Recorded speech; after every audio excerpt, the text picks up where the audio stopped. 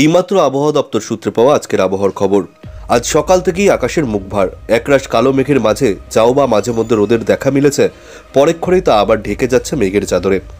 সেই সঙ্গে বইছে ঠান্ডা হাওয়াও, যার জেরে স্বস্তি মিলছে রাজ্যবাসীর।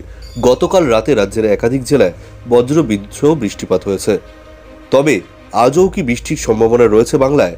কি বলছে আবহাওয়া দপ্তর? জানতে হলে অবশ্যই ভিডিওটি শেষ পর্যন্ত দেখবেন এবং আপনি আপনার জেলার নাম ভিডিওর কমেন্ট বক্সে কমেন্ট করে জানিয়ে দেবেন। আপনার জেলার নতুন কোনো খবর বেরিয়ে এলে আমরা আপনাকে জানাবো।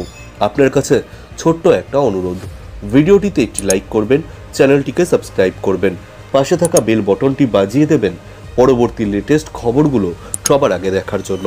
মৌসুম ভবন জানাচ্ছে, আজ কলকাতা, হাওড়া, হুগলি, উত্তর 24 পরগনা, দক্ষিণ 24 পরগনা, পূর্ব মেদিনীপুর, পশ্চিম মেদিনীপুর, পুরুলিয়া, ঝাড়গ্রাম, পূর্ব বর্ধমান, পশ্চিম বর্ধমান, বাঁকুড়া, বীরভূম, নদিয়া ও মুর্শিদাবাদে বজ্র বিদ্যুৎ সহ হালকা থেকে মাঝারি বৃষ্টি হতে পারে।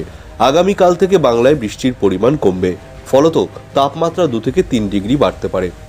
দক্ষিণবঙ্গের পাশাপাশি উত্তরবঙ্গেরও একাধিক জেলায় বৃষ্টিপাতের পূর্বাভাস জারি করেছে আবহাওয়া দপ্তর। আজ দার্জিলিং, জলপাইগুড়ি, কালিম্পংয়ে ভারী বৃষ্টিপাত হতে পারে। আলিপুরদুয়ার ও কোচবিহারে জারি হয়েছে ভারী বৃষ্টির পূর্বাভাস। অন্যদিকে মালদা, উত্তর ও দক্ষিণ দিনাজপুরে বজ্র বিদ্যুৎ সহ বৃষ্টির সম্ভাবনা রয়েছে। বৃষ্টির সঙ্গে অব্যাহত থাকবে ঝোড়ো হাওয়া, যার গতিবেগ ঘন্টায় 30 থেকে 40 কিলোমিটার পর্যন্ত হতে পারে। হাওয়া অফিস সূত্রে খবর, আজ মহানগরীর আকাশ আংশিক মেঘলা থাকবে। তাপমাত্রারও বিশেষ হেরফের হবে না। সর্বোচ্চ তাপমাত্রা 35 ডিগ্রি সেলসিয়াসের আশেপাশে ঘোরাফেরা করবে আর সর্বনিম্ন তাপমাত্রা 27 ডিগ্রি সেলসিয়াসের কাছে থাকবে। বাতাসে আর্দ্রতার পরিমাণ 77%।